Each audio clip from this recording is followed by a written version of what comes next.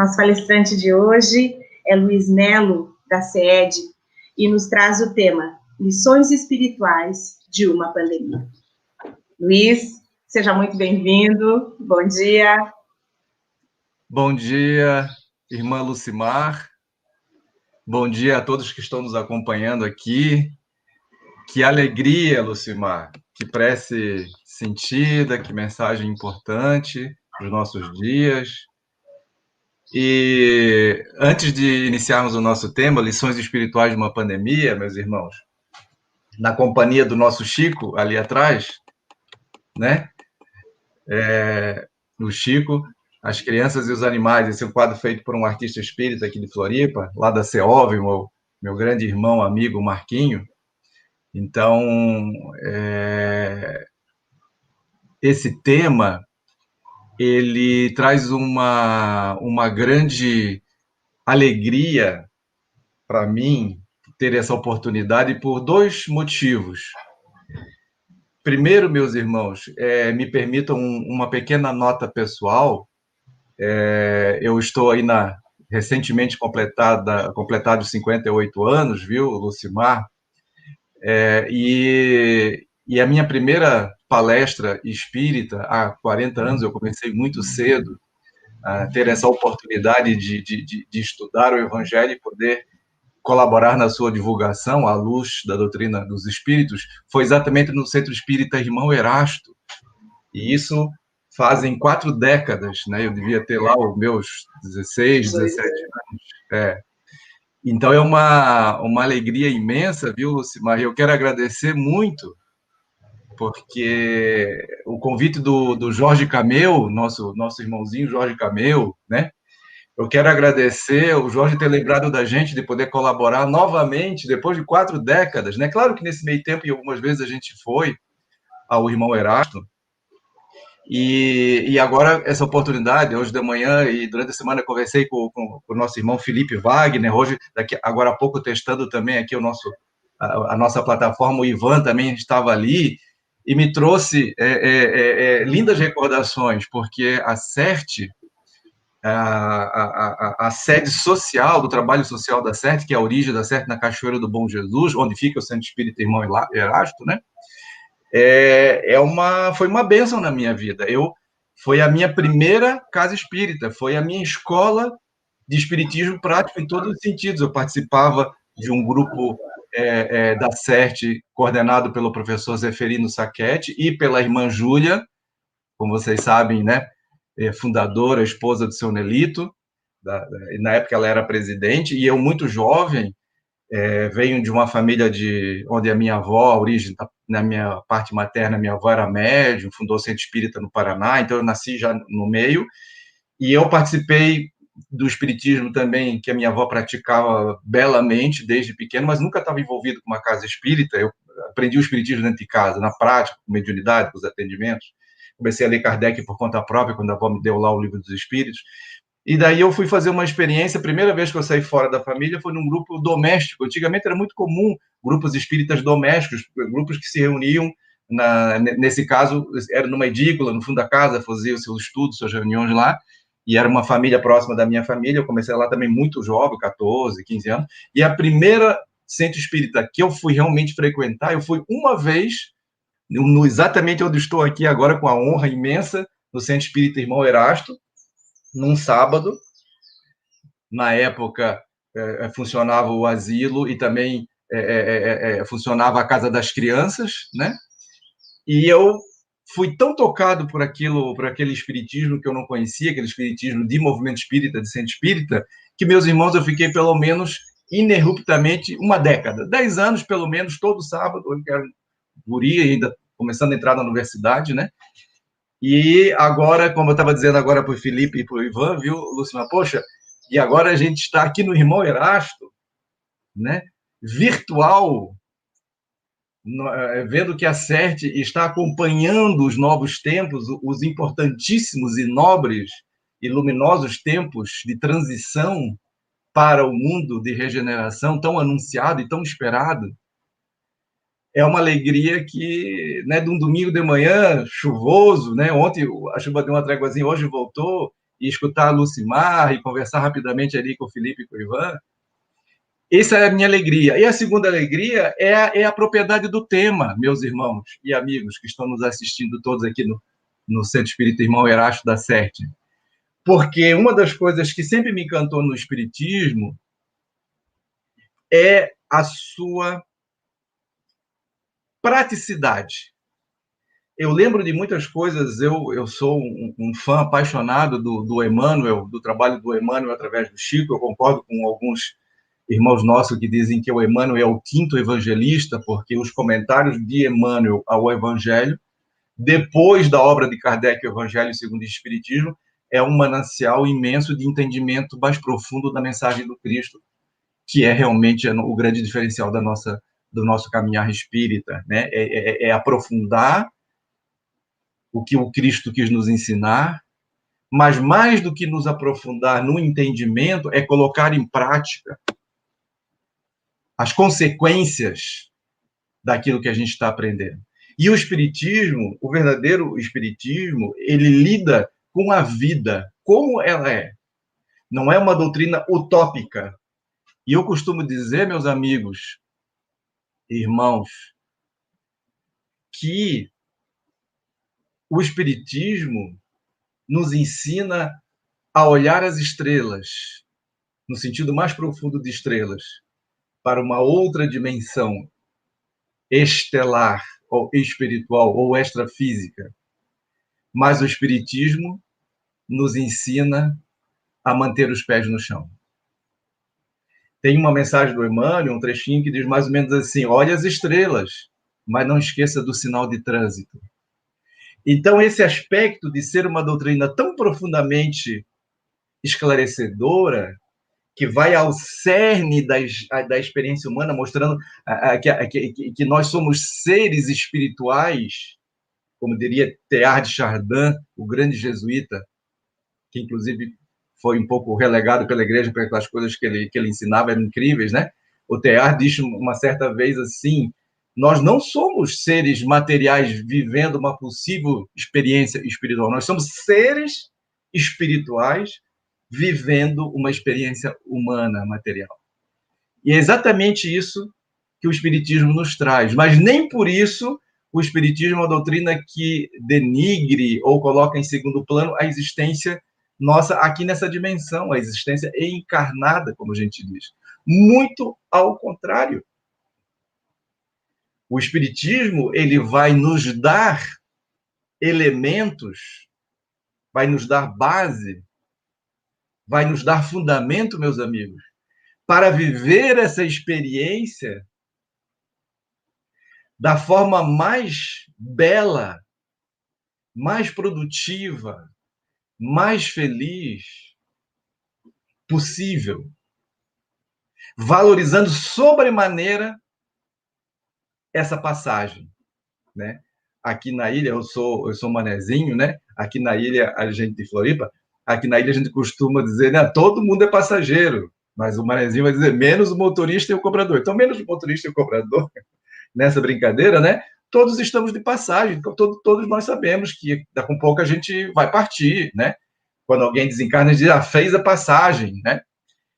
Mas esse caminhar, esse trânsito nessa vida, ele é fundamental para que a gente retorne aquilo que a gente chama também na doutrina a pátria da verdade, que ao mesmo tempo que é a nossa origem, nós viemos desse mundo espiritual e nós retornamos a esse mundo espiritual. Mas essa caminhada, ou também chamada essa jornada, muitos falam, né, na área da psicologia de Jung, por exemplo, da jornada do herói, ela é fundamental.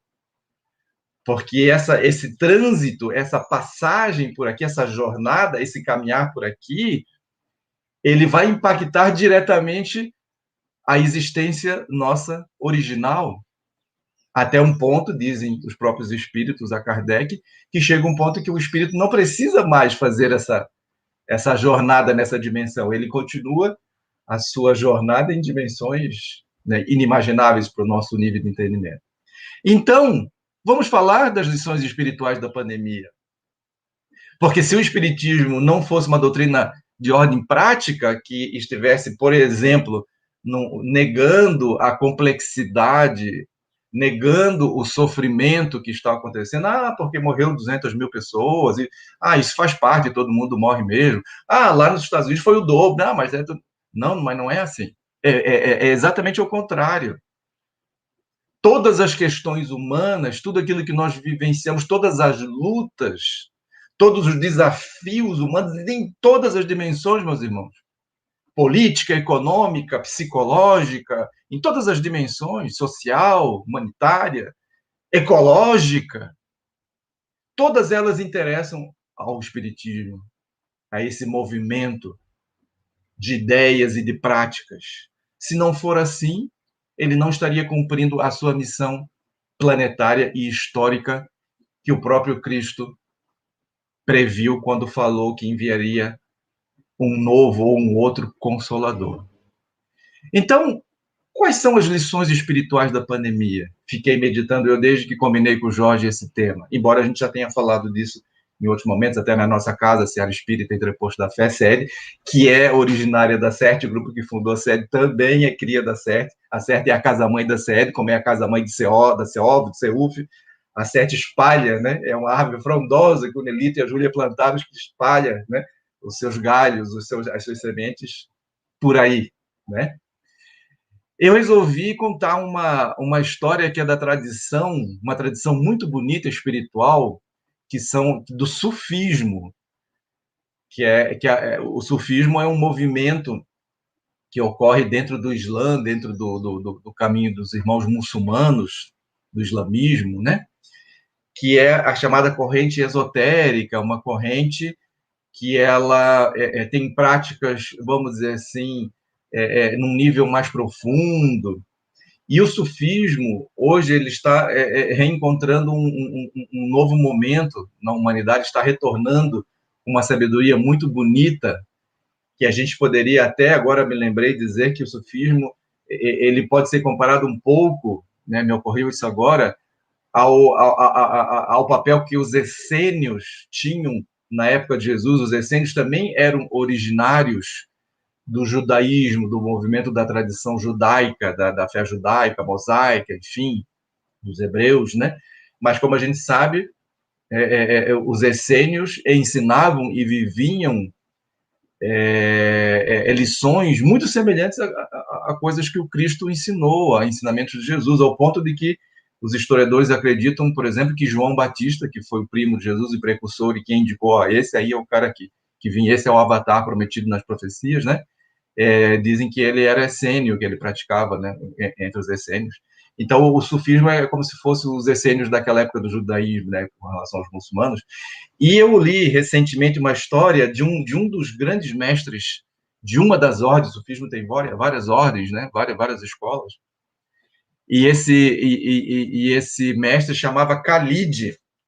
O Khalid, ele viveu no século XVIII, ele nasceu em 1779. Vou dar os dados para contextualizar, porque a história que vai nos ajudar a nossa reflexão é muito bonita.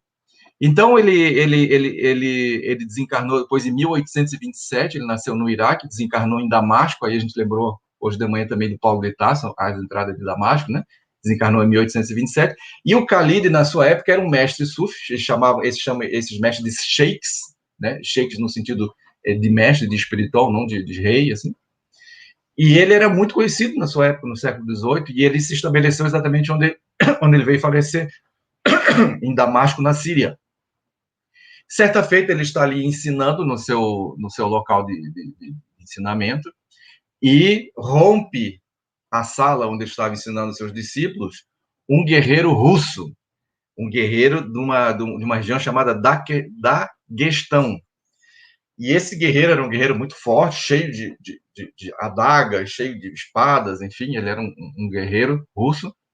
E ele entra sem nenhum respeito ao mestre e aos discípulos ali, se dirige diretamente a Khalid, ao mestre Khalid, e diz assim: eu vim aqui porque eu quero ser ensinar, eu quero ser iniciado na ordem Naqshband, é mais ou menos essa a pronúncia. Tem muita consoante, é difícil a gente dizer, mas é Naqshband, uma das ordens do sufismo. Eu quero ser iniciado porque, eu quero desenvolver meu lado espiritual, e eu já estou numa certa idade e tal. Aí diz que o Khalid ficou escutando ele, vendo o jeito dele, e disse, não, eu não... vai-te embora daqui que eu não vou te iniciar, não vou te aceitar como discípulo. E aí, ele era um guerreiro brabo, um guerreiro que não estava acostumado a levar desaforo para casa, e já peitou o mestre, né? Ele disse assim, não, mas eu conheço muito bem o sufismo, as ordens sufis, né? Elas não rejeitam ninguém. Como é que você está me rejeitando? Eu sou um guerreiro, assim, mostrou suas credenciais, deu um carteiraço, né? Como se diria, se fosse brasileiro, daria um carteiraço, né? Infelizmente, alguns brasileiros fazem isso. E aí o mestre disse assim, desculpa, mas o que eu tenho aqui para ensinar é uma pérola. E eu não vou jogar pérola aos porcos. Lembramos até aqui de uma das frases de Jesus. E ele ficou extremamente chateado, brabo, já foi com a mão pensando em fazer uma desafronta mais violenta, mas a autoridade moral do mestre Khalid fez com que ele baixasse a guarda. Daí ele ficou sem saber o que falar, e ele disse, vai-te embora daqui, e ele foi embora. Guarde esse primeiro momento. Nós vamos falar de quatro etapas. Guardem esse momento como a primeira etapa. Foi embora, depois de um tempo, a espiritualidade, vamos dizer assim, estava gritando dentro daquele homem guerreiro, daquele homem agressivo, violento, e ele retornou a Damasco, procurou novamente o Khalid, uma outra postura, chegou mais humilde, já não estava com 10 facas, tinha só uma faquinha ali para sua defesa, porque ele era guerreiro, precisava estar, né? Não estava com 3, 4, 5 mandos, né? Mostrando a hierarquia militar dele, e chegou lá e pediu, desculpe, da outra vez eu vim aqui assim, não, eu vi que não estava certo, mas você poderia me aceitar? Eu gostaria, realmente, eu estou sentindo que a vida não é só isso, eu quero aprender alguma coisa diferente, e você é a pessoa que... Aí o Khalid disse assim para ele, tá, eu vou te aceitar, mas antes de você poder iniciar nosso aprendizado, eu tenho 3 missões para ti, 3 tarefas, como se fosse o processo de iniciação. Aí ele ficou muito interessado, tá, não, eu topo, eu sou um homem que eu não, né, não tem desafio que eu não topo, eu aceito o desafio. E aí o Khalid explicou para ele assim, olha, vai lá no mercado, lá em Damasco, na cidade, no mercado público, e ao sul do mercado tem um homem assim descreveu um mercador, um vendedor, na banquinha tal, você vai lá, fica de frente para ele, e quando ele menos espera, você dá 2 ou 3 tapas na cara dele. Aí o guerreiro assim, o quê? Mas eu vim aqui buscar espiritualidade? Bom, esses mestres são meio malucos mesmo. Vou fazer, deve ter alguma coisa para mim aprender aí. E aí ele foi. Chegou lá, fez exatamente quando o que o Khalid recomendou para o guerreiro. Deu os tapas. Nisso, o que ele percebeu? Como ele era um guerreiro, ele já foi preparado. Claro, o cara vai revidar, vai ter uma briga, vai ter uma guerra, mas ele foi preparado para poder, naturalmente, fazer frente àquela briga. Eis que ele estapeia o mercador olha para ele com um olhar furioso, mas não fala nada, não revida.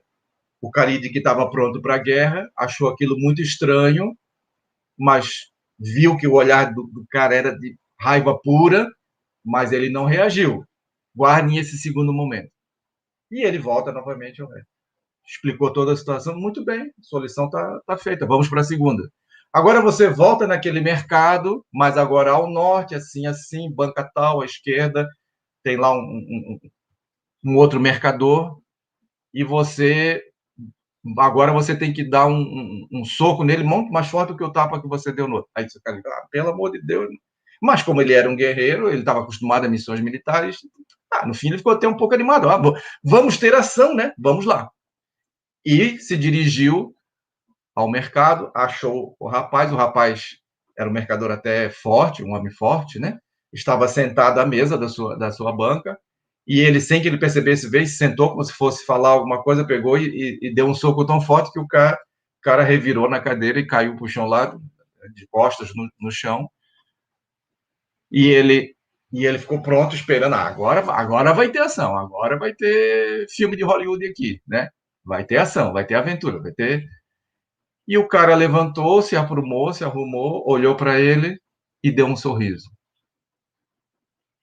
Não, nem revidou, nem olhou com fúria e ainda deu um sorriso. Aí o Khalid ainda ficou mais encasquetado. Mas, gente, que gente maluca é essa aqui? O que aconteceu? Voltou lá no Khalid e disse, Khalid, fiz a segunda tarefa. O cara fez isso, explicou, oh, você passou na segunda tarefa. Tá? Você tem, só falta uma. Aí ele disse, pô, que alívio, né? Agora só falta uma para mim ser iniciado na ordem Surf Naqshband. Qual é a última lição? Na última lição é um pouco diferente. Você vai numa cidade assim do interior, era mais longe, e lá você vai encontrar um ancião provavelmente arando a sua terra. Só que dessa vez você vai levar um bastão. Tá aqui o bastão, deu um bastão lá para ele. E você vai lá e você, sem que ele chega por trás lá, sem que ele saiba, e dá 5, 6 cacetadas nele. Essa é a sua tarefa. O guerreiro já completamente. O que eu vou esperar? E agora que vai um ancião que está trabalhando na terra? Não, isso. Mas o mestre mandou, já estou bem pertinho, agora não vou arregar nesse momento. Foi lá, fez, deu as 5 cacetadas, bastonadas lá no ancião. O ancião nem reagiu, continuou arando a terra como se não tivesse acontecido nada. Nem acusou o golpe, só viu que ele sentiu, mas ele nem virou. E ele, Khalid, o guerreiro voltou para o Khalid e Khalid. Pô, foi assim, cara. Fui lá, dei as 5 bastonadas nele, ele nem olhou para mim, nem fez menção de nada, continuou trabalhando lá e eu peguei minhas coisas, peguei meu cavalo e vim embora. Aí o Khalid disse: você não serve para nada, você nunca vai ser um sufi, você nunca vai aprender o sufismo, você nunca vai aprender o coração do Islã, né? O amor que o sufismo ensina, que está no centro de todas as coisas, porque você é um inútil. Não vou te aceitar. Não, mas como assim? Pois eu fiz. Não era isso que eu falei para ti. Eu disse para você tinha que bater bastante nele.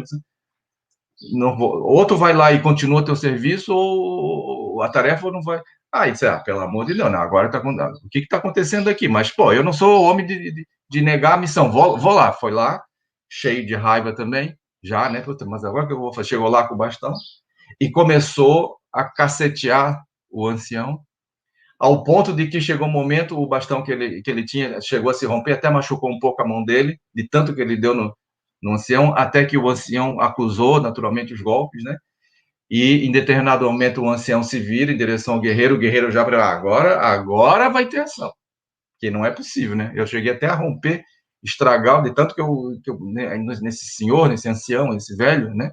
No trabalho, isso aqui não vai ter condição. Aí o ancião olhou para ele, não apenas não reagiu, não apenas sorriu, como ainda agradeceu, dizendo assim: puxa, eu quero te agradecer.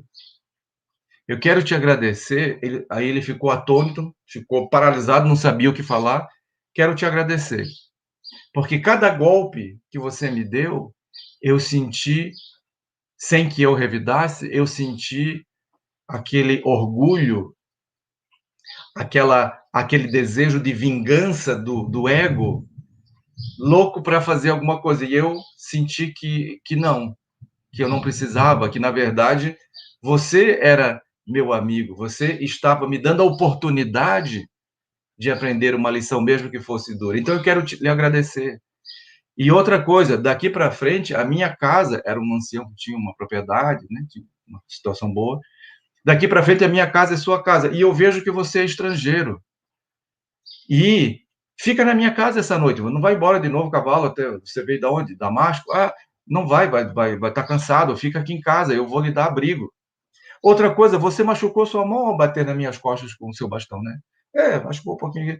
Vamos lá em casa, vou pedir para minha esposa, vamos fazer, nós temos uns ungüentos aqui, vamos tratar isso. E outra coisa, e eu tenho uma situação boa, econômica, se você precisar de dinheiro, você me fala, meu irmão, porque eu posso lhe emprestar aqui, posso lhe dar, e eu lhe sou eternamente grato.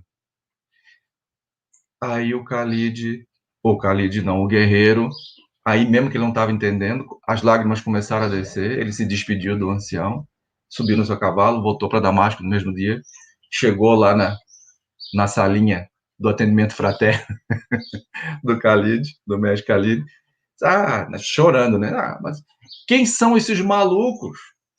Quem são esses malucos? Não é possível. Você me deu uma missão impossível. Que missão é essa? Que malucos são esses? Né? O primeiro, fui lá, agredi. Ele não revidou. O segundo, não só não revidou, como sorriu. E o terceiro, não revidou, sorriu e ainda me agradeceu, lágrimas escorrendo pelos seus olhos. Quem são? Quem são esses malucos, esses loucos?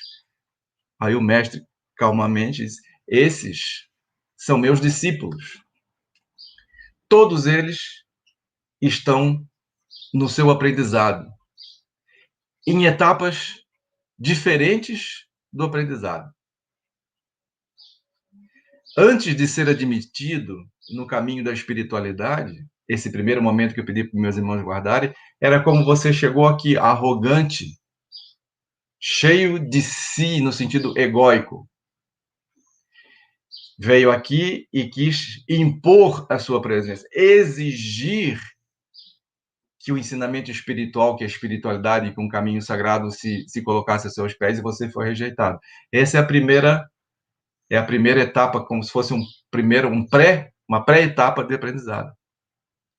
A seguinte etapa, ou a primeira etapa do aprendizado real do caminho espiritual, é esse primeiro mercador do sul do mercado, onde que ele, apesar de sentir a raiva, seus olhos inflamaram, ele está na primeira etapa do aprendizado. Por isso que eu mandei você, ó.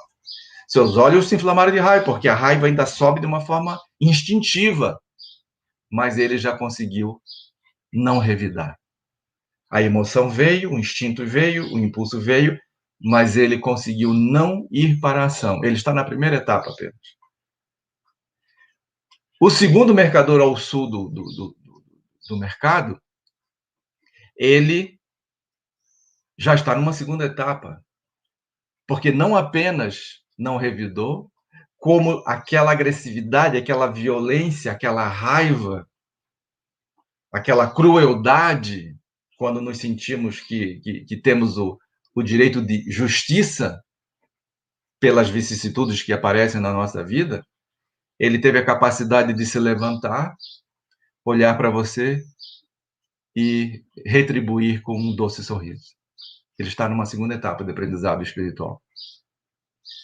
Agora, e aí o guerreiro, e esse velho lá, o agricultor lá, o colono, esse está já nas etapas finais da iluminação interior, que todos os grandes mestres nos ensinaram. Mas como assim? Porque, ao ser agredido ainda mais barbaramente do que os outros três, ele não apenas não revidou, ele não apenas não sentiu a raiva mais, não apenas sorriu, como ainda teve a capacidade, a virtude de agradecer. Mas ele não estava agradecendo exatamente a você, guerreiro. Ele estava agradecendo a Allah, como os muçulmanos, os sufis se referem ao Pai Criador. Porque ele entende de que tudo o que acontece na vida tem a permissão divina. Então, que, portanto, aquela mão que o estava agredindo naquele momento, aparentemente de forma injusta, no fundo, eram as mãos de Deus, ou eram as mãos do mestre, eu aqui como mestre representando Deus e permitindo a ele o seu aprendizado. E ele pôde perceber que aquela agrura, que aquela tribulação, que aquela vicissitude, que aquela dor, que aquele sofrimento, seja lá o nome que se queira dar, ela tinha, no fundo,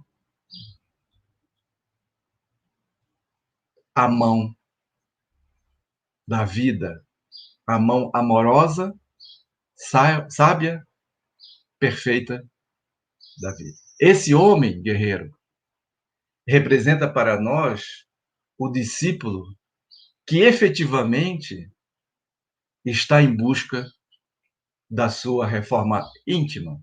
Vamos atualizar aqui para a expressão que a gente usa na nossa doutrina. Porque ele já consegue perceber as três grandes lições que os caminhos espirituais, doutrina espírita incluída, trazem para os homens. Ele já consegue ter uma visão da unidade, além do seu ego.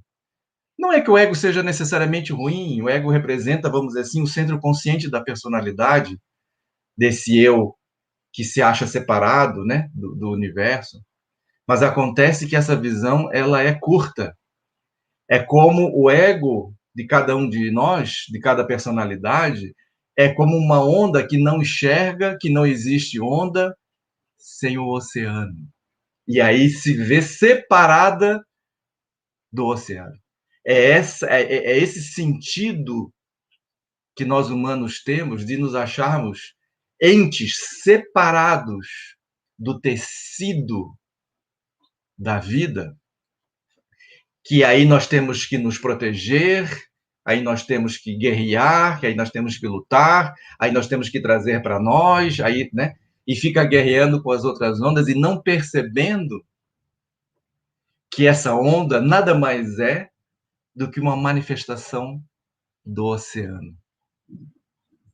Então, esse sentido de ego, se ele não é trabalhado, se ele não é percebido, e esse realmente é a pedra de toque da espiritualidade, não é outra, eu nunca vou poder ir para um estado mais profundo na direção do espírito, da visão do espírito, onde que não existe essa separação. Talvez ele pudesse ter dito também para o guerreiro, é por isso que Jesus fez uma das afirmativas mais importantes da história desse planeta, da sabedoria desse planeta. Eu e o Pai somos um, disse Jesus. E depois, mais à frente, ele disse assim, fez uma oração ao oceano divino, dizendo assim, Pai, eu estou aqui para que toda essa humanidade seja um contigo, como eu sou contigo. Um comigo e contigo, como eu sou. Ele disse isso, Jesus. Está lá nos evangelhos. Está lá no Novo Testamento. Então, guerreiro, esse é o homem, esse é o discípulo, essa é a tua meta. Alcançar, através do trabalho, tanto para fora quanto para dentro, tanto no comportamento quanto na sua interioridade, no seu mundo interior, essa visão, essa sabedoria, que pode ser resumida nas grandes tradições, na nossa inclusive, em 3 grandes verdades. Primeira grande verdade: tudo é um. Todos somos um. Não existe nada separado do divino. Não existe nada que não seja manifestação do próprio divino. Na própria doutrina, se a gente vê lá no início do Livro dos Espíritos, lá na primeira pergunta, já começou de forma extraordinária. Que é Deus? Aí começa o aprendizado. Da fonte divina saiu o princípio inteligente que cria os espíritos, os seres inteligentes da criação, e também da fonte divina saiu o fluido, o princípio material, ou o princípio energético, diríamos hoje, né? O fluido cósmico universal, o éter divino, né? Mas ambos saem da mesma fonte. Dessa fonte sai tanto o barro quanto o oleiro.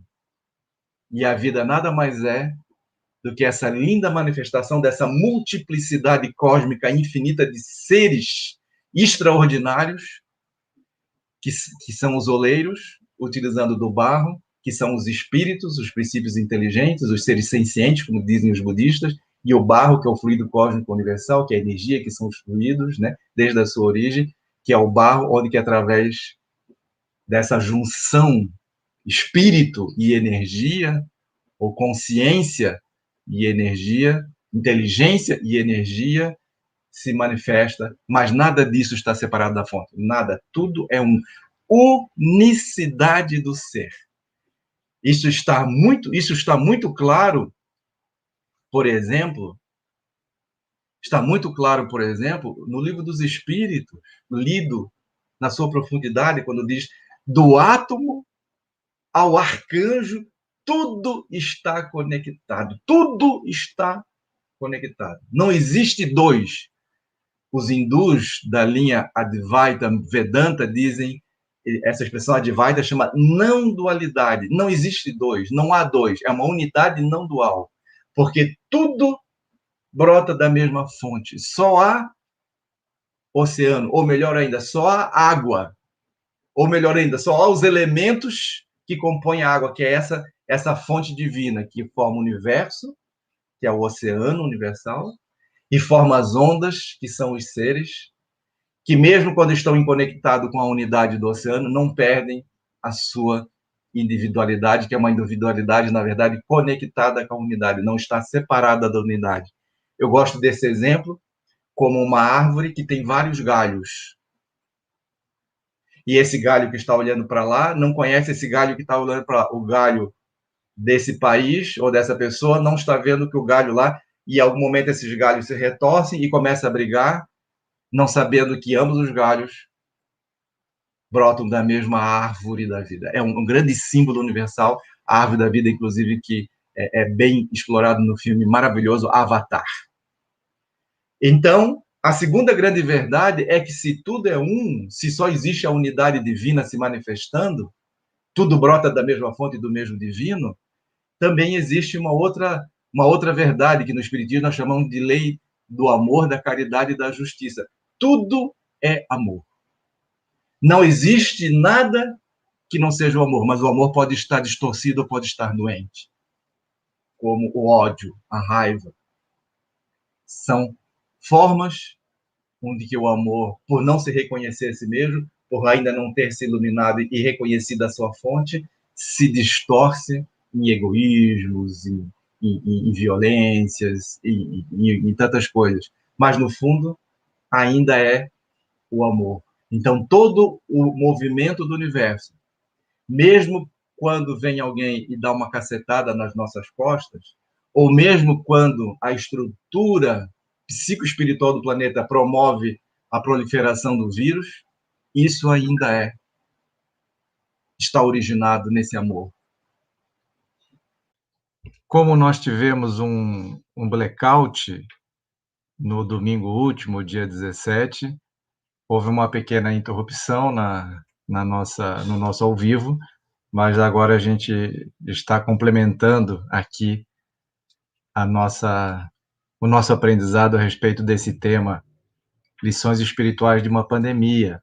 E o terceiro ponto, a terceira grande verdade espiritual que nós reputamos da máxima importância que a gente tenha isso com muita clareza e incorporado nas nossas atitudes, na nossa visão de mundo, no nosso comportamento, nos nossos valores. Essa terceira grande verdade diz assim, a respeito das leis espirituais que governam a nossa vida desde as profundidades da existência. E essa lei diz assim: tudo é perfeito. Aquilo que nós reputamos como imperfeição é apenas o nosso olhar limitado sobre aquelas circunstâncias. Embora o intelecto humano, a razão humana tenha avançado muito, nós todos naturalmente sabemos, se descemos do cavalo da arrogância intelectual, cultural, científica, até mesmo filosófica, de que nós não conseguimos ter uma visão ampla das coisas em razão das complexidades que a vida nos apresenta. Então, nós sabemos que todo ponto de vista é apenas a vista de um ponto. Logo, aquelas imperfeições, aquelas aparentes inconsistências, até mesmo injustiças que a gente entende se deparar na vida, é porque nós não conseguimos, através apenas do nosso intelecto, observar todas as circunstâncias, todas as contingências que estão permitindo que aquele acontecimento se dê. Então, a gente pode dizer, olhando para o nosso tema de base, que é a pandemia, de que mesmo um processo difícil, complexo, doloroso, com graves consequências, como uma pandemia da Covid-19, como outras grandes pandemias que a humanidade já enfrentou, ela está dentro desta perfeição espiritual, dessa perfeição. Ela faz parte desse processo. Assim como uma tempestade climática não é algo imperfeito. A gente não pode dizer, em sã consciência, de que um dia que choveu, que relampeou, que trovejou, que caiu granizo, que esse dia foi imperfeito. Porque nós entendemos, quiçá, que perfeito é o dia, aquele céu de brigadeiro, como se diz, né, na aviação, aquele sol bonito, aquele clima de primavera. A gente sabe que não, porque faz parte do processo global da vida. Espiritualmente falando, essa é uma verdade, sem sombra de dúvida, que está muito clara em diversos caminhos espirituais, em diversas tradições, né? Na chamada também filosofia perene, que é uma sabedoria que atravessa a história humana de diversos sábios, diversos povos, diversas tradições, de que existe uma perfeição mesmo naquilo que nós enxergamos como imperfeito por causa da nossa visão curta. Então, na obra de Deus não existe nada equivocado, nada errado.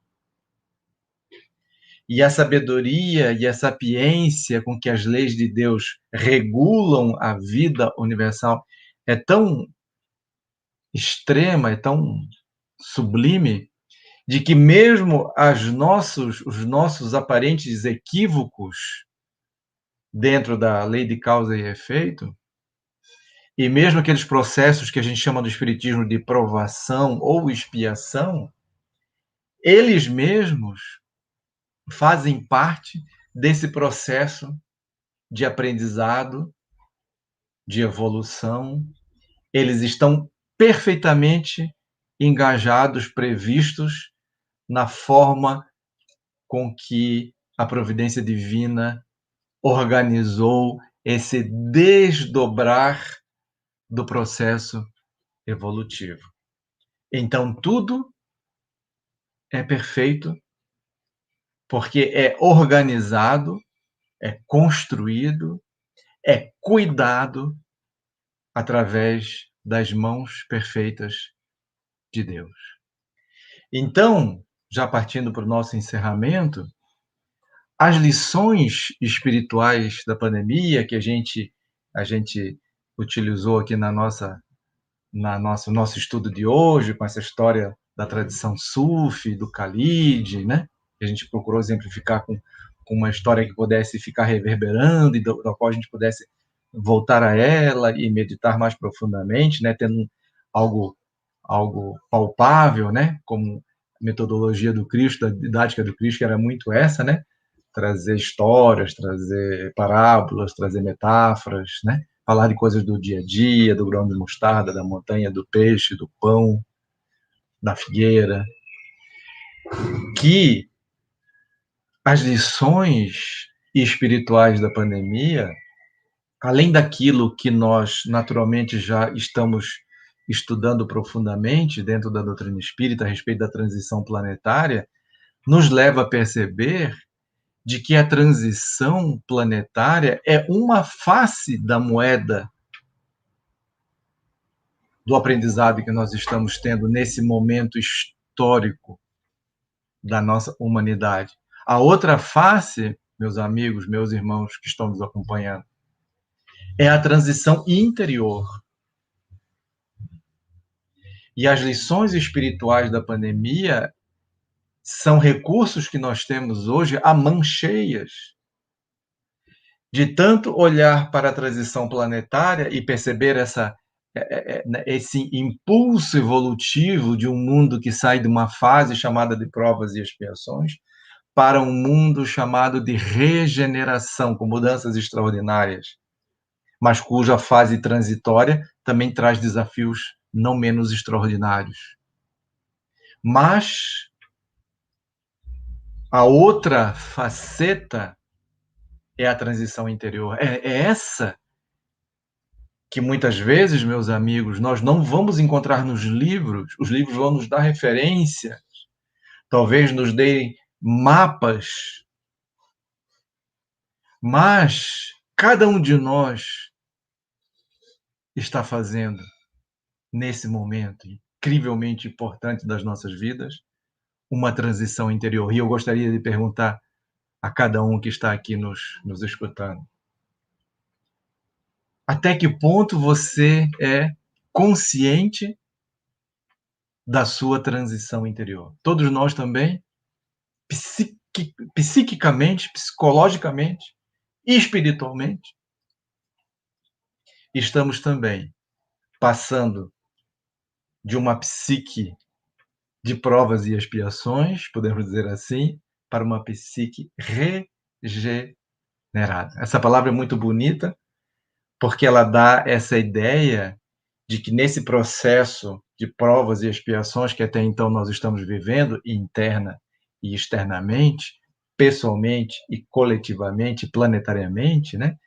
Algumas coisas perderam um pouco da sua vitalidade, ficaram esquecidas, ficaram desprezadas, algumas coisas avançaram e outras coisas nem tanto, minguaram.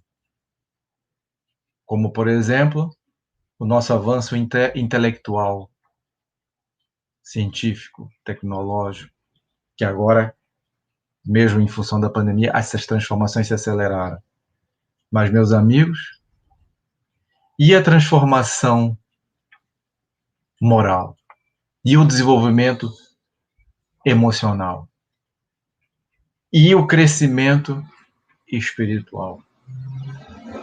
Basta olhar para os dados da saúde mental do nosso planeta, com os índices de transtornos de toda a ordem, para nós verificarmos de que os avanços de fora, embora respeitáveis, de um modo geral não foram acompanhados pelos avanços internos. Essa é a lição espiritual da pandemia, de que a pandemia está sim na ordem do dia e na ordem cosmológica, dentro dessas três grandes verdades, de que há uma unidade da vida, nada está separado da fonte, de que tudo funciona de acordo com a lei do amor, completando da justiça e da caridade, e tudo é perfeito. Tudo está regido por leis perfeitas e caminhando numa ordem em direção a um destino, a um objetivo. Essas três verdades precisam ser introjetadas para que nós também possamos olhar para a pandemia e ver o quanto que esse grande desafio que carregou diversos irmãos nossos para o outro lado da vida e nos deixou uma série de consequências, tanto de sequelas, de dores, de sombras, de perdas, quanto de aprendizados de luz, o quanto disso vai servir para a nossa própria regeneração, para regenerar aquilo que mingou, que ficou esquecido, que a gente poderia resumir, talvez, as coisas relativas ao coração, aos sentimentos, aos afetos, aos relacionamentos, à moral, ao comportamento e as coisas da alma, do propósito, do significado, da conexão com o mistério da nossa origem e do nosso destino. Com o afeto e com o sagrado. São duas dimensões fundamentais da vida humana que precisam agora, estão encontrando espaço para a regeneração. Essa é uma importante e talvez sintetizando lição da pandemia. Todos nós estamos sendo desafiados a compreendermos e vivenciarmos de que vivemos todos numa unidade divina, nada está separado da fonte, nenhum ser é separado do outro ser, nós vivemos todos nessa grande comunhão, nessa grande conexão. Tudo funciona baseado no amor. A vida surgiu da fonte divina pelo amor, no amor se sustenta e para o amor caminha. E todo esse processo dessa unidade amorosa funciona de um jeito benigno, correto, perfeito, com um norte, com uma direção.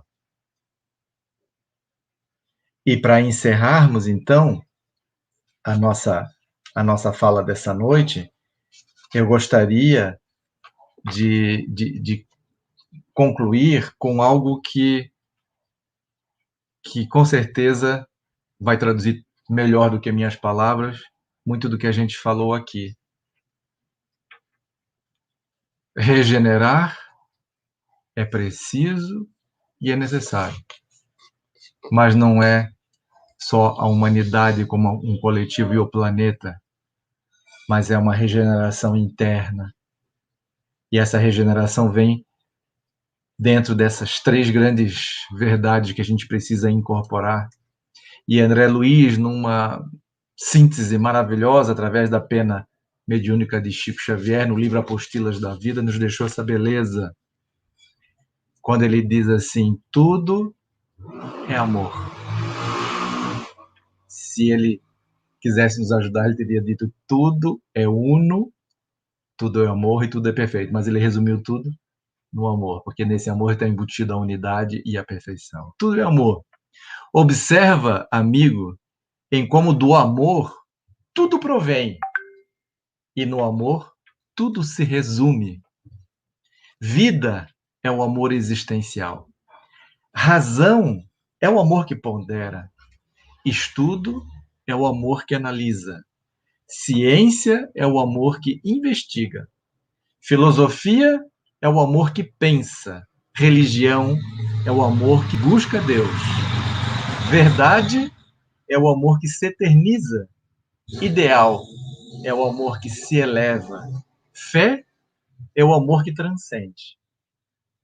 Esperança é o amor que sonha. Caridade é o amor que auxilia. Fraternidade é o amor que se expande. Sacrifício é o amor que se esforça. Renúncia é o amor que se depura. Simpatia é o amor que sorri. Altruísmo é o amor que se engrandece. Trabalho é o amor que constrói. Aí começa a segunda parte. Indiferença é o amor que se esconde. Desespero é o amor que se desgoverna. Paixão é o amor que se desequilibra. Ciúme é o amor que se desvaira. Egoísmo é o amor que se animaliza. Orgulho é o amor que se enlouquece. Sensualismo é o amor que se envenena. Vaidade é o amor que se embriaga. Finalmente, o ódio, que julga ser a antítese do amor, não é senão o próprio amor que adoeceu gravemente. Tudo é amor. Não deixes de amar nobremente.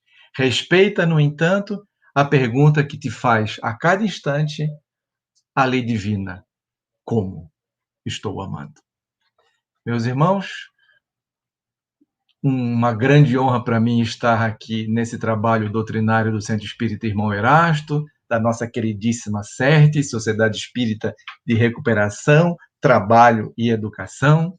Um agradecimento muito, muito grande ao Felipe, ao Jorge Cameu, ao Lucimar, ao Ivan, essa turma, esses irmãos maravilhosos que tratam a gente com tanto carinho, que a gente fica assim, né, com o coração pleno. Muito obrigado e até uma próxima oportunidade. Fique com Deus. Boa noite.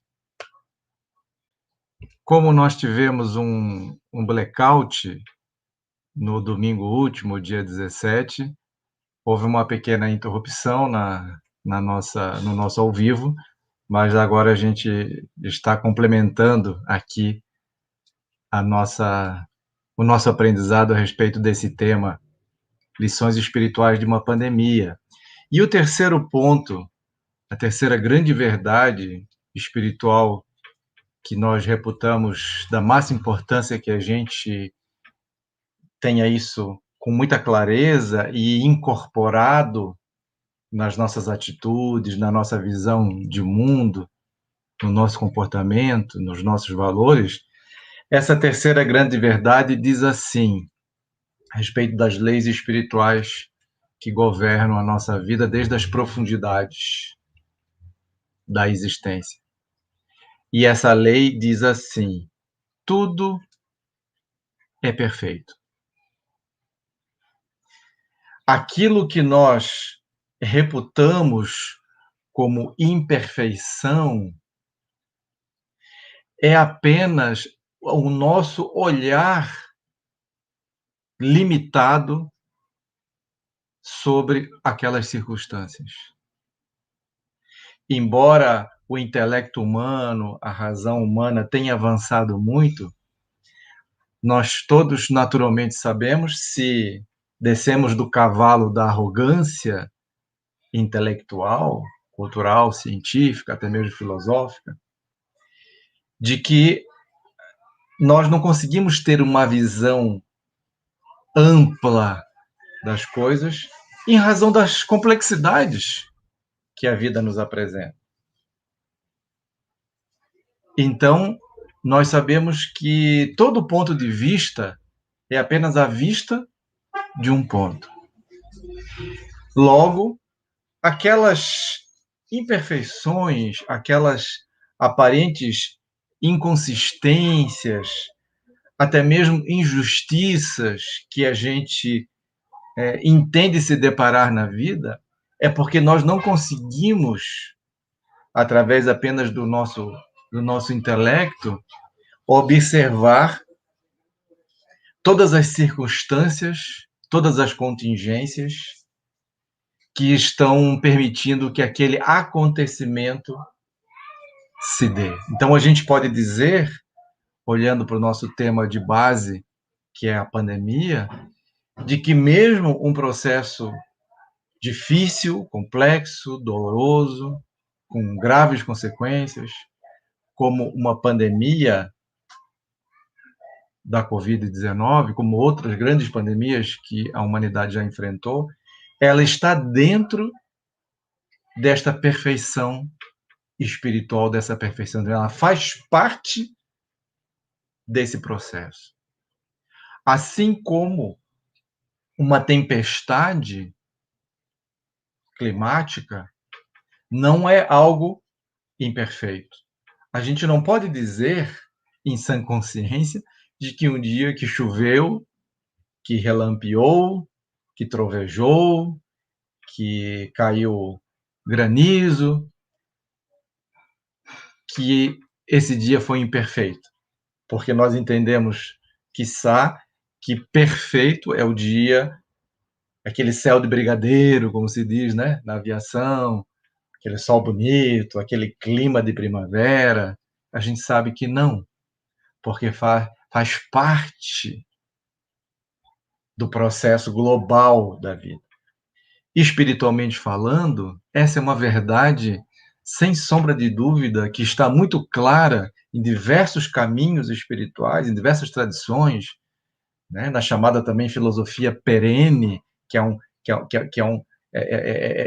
é uma sabedoria que atravessa a história humana de diversos sábios, diversos povos, diversas tradições, de que existe uma perfeição mesmo naquilo que nós enxergamos como imperfeito por causa da nossa visão curta. Então, na obra de Deus não existe nada equivocado, nada errado.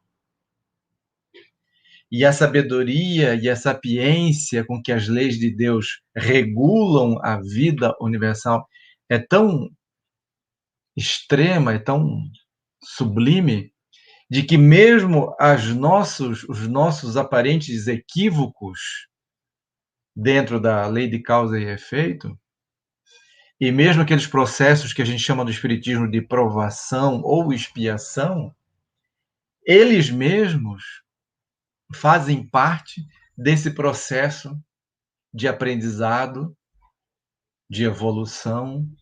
Eles estão perfeitamente engajados, previstos na forma com que a providência divina organizou esse desdobrar do processo evolutivo. Então, tudo é perfeito porque é organizado, é construído, é cuidado através das mãos perfeitas de Deus.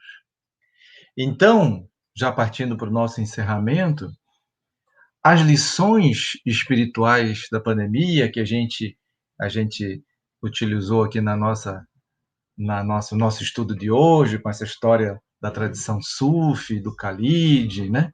Que a gente procurou exemplificar com uma história que pudesse ficar reverberando e da qual a gente pudesse voltar a ela e meditar mais profundamente, né? Tendo algo palpável, né? Como a metodologia do Cristo, da didática do Cristo, que era muito essa, né?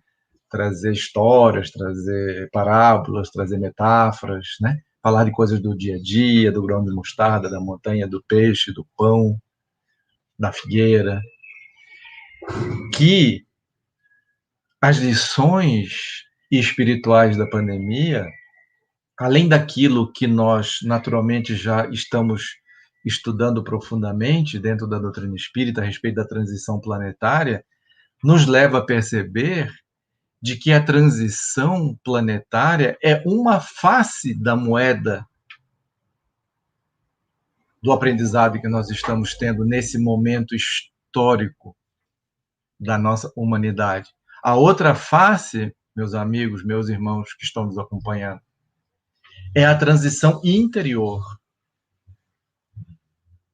E as lições espirituais da pandemia são recursos que nós temos hoje a mãos cheias de tanto olhar para a transição planetária e perceber esse impulso evolutivo de um mundo que sai de uma fase chamada de provas e expiações para um mundo chamado de regeneração, com mudanças extraordinárias, mas cuja fase transitória também traz desafios não menos extraordinários.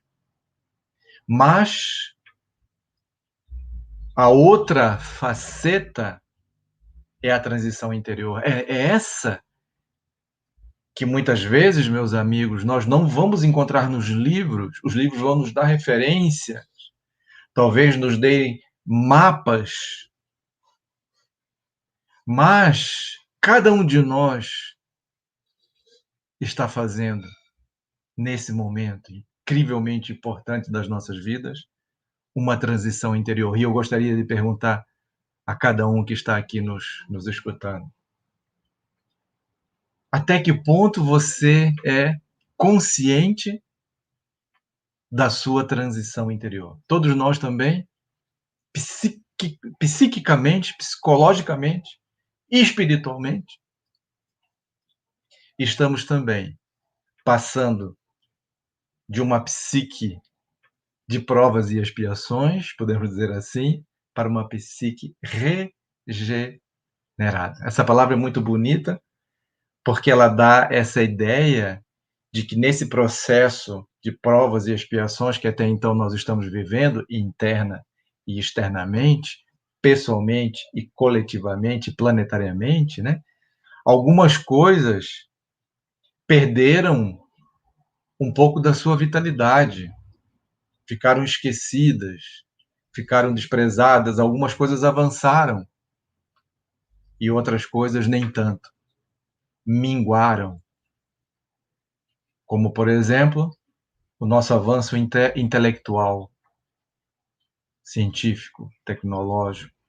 que agora, mesmo em função da pandemia, essas transformações se aceleraram. Mas, meus amigos, e a transformação moral? E o desenvolvimento emocional?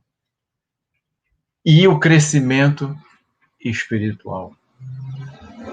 Basta olhar para os dados da saúde mental do nosso planeta, com os índices de transtornos de toda a ordem, para nós verificarmos de que os avanços de fora, embora respeitáveis, de um modo geral, não foram acompanhados pelos avanços internos. Essa é a lição espiritual da pandemia, de que a pandemia está, sim, na ordem do dia e na ordem cosmológica, dentro dessas três grandes verdades, de que há uma unidade da vida, nada está separado da fonte, de que tudo funciona de acordo com a lei do amor, completando da justiça e da caridade, e tudo é perfeito. Tudo está regido por leis perfeitas e caminhando numa ordem em direção a um destino, a um objetivo.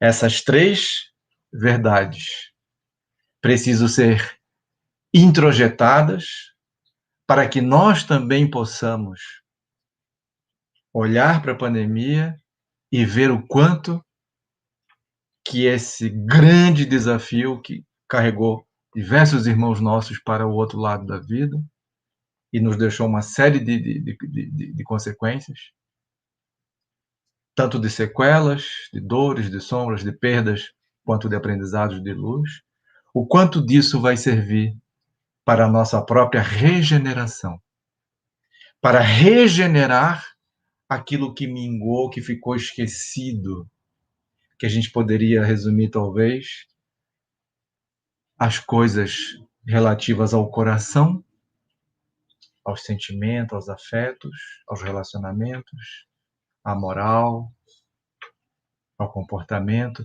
e as coisas da alma, do propósito, do significado, da conexão com o mistério da nossa origem e do nosso destino. Com o afeto e com o sagrado. São duas dimensões fundamentais da vida humana que precisam agora, estão encontrando espaço para a regeneração. Essa é uma importante e talvez sintetizando lição da pandemia. Todos nós estamos sendo desafiados a compreendermos e vivenciarmos de que vivemos todos numa unidade divina, nada está separado da fonte, nenhum ser é separado do outro ser, nós vivemos todos nessa grande comunhão, nessa grande conexão. Tudo funciona baseado no amor. A vida surgiu da fonte divina pelo amor, no amor se sustenta e para o amor caminha. E todo esse processo dessa unidade amorosa funciona de um jeito benigno, correto, perfeito, com um norte, com uma direção. E para encerrarmos, então, a nossa fala dessa noite, eu gostaria de concluir com algo que com certeza vai traduzir melhor do que minhas palavras muito do que a gente falou aqui. Regenerar é preciso e é necessário, mas não é só a humanidade como um coletivo e o planeta, mas é uma regeneração interna. E essa regeneração vem dentro dessas três grandes verdades que a gente precisa incorporar. E André Luiz, numa síntese maravilhosa, através da pena mediúnica de Chico Xavier, no livro Apostilas da Vida, nos deixou essa beleza, quando ele diz assim: tudo é amor. Se ele quisesse nos ajudar, ele teria dito: tudo é uno tudo é amor e tudo é perfeito, mas ele resumiu tudo no amor, porque nesse amor está embutido a unidade e a perfeição. Tudo é amor. Observa, amigo, em como do amor tudo provém, e no amor tudo se resume. Vida é o amor existencial. Razão é o amor que pondera. Estudo é o amor que analisa. Ciência é o amor que investiga. Filosofia é o amor que pensa. Religião é o amor que busca Deus. Verdade é o amor que se eterniza. Ideal é o amor que se eleva. Fé é o amor que transcende. Esperança é o amor que sonha. Caridade é o amor que auxilia. Fraternidade é o amor que se expande. Sacrifício é o amor que se esforça. Renúncia é o amor que se depura. Simpatia é o amor que sorri. Altruísmo é o amor que se engrandece. Trabalho é o amor que constrói. Aí começa a segunda parte. Indiferença é o amor que se esconde. Desespero é o amor que se desgoverna. Paixão é o amor que se desequilibra. Ciúme é o amor que se desvaira. Egoísmo é o amor que se animaliza. Orgulho é o amor que se enlouquece. Sensualismo é o amor que se envenena. Vaidade é o amor que se embriaga. Finalmente, o ódio, que julga ser a antítese do amor, não é senão o próprio amor que adoeceu gravemente. Tudo é amor. Não deixes de amar nobremente. Respeita, no entanto, a pergunta que te faz a cada instante a lei divina: como estou amando? Meus irmãos, uma grande honra para mim estar aqui nesse trabalho doutrinário do Centro Espírita Irmão Erasto, da nossa queridíssima CERT, Sociedade Espírita de Recuperação, Trabalho e Educação. Um agradecimento muito, muito grande ao Felipe, ao Jorge Cameu, ao Lucimar, ao Ivan, essa turma, esses irmãos maravilhosos que tratam a gente com tanto carinho, que a gente fica assim, né, com o coração pleno. Muito obrigado e até uma próxima oportunidade. Fique com Deus. Boa noite.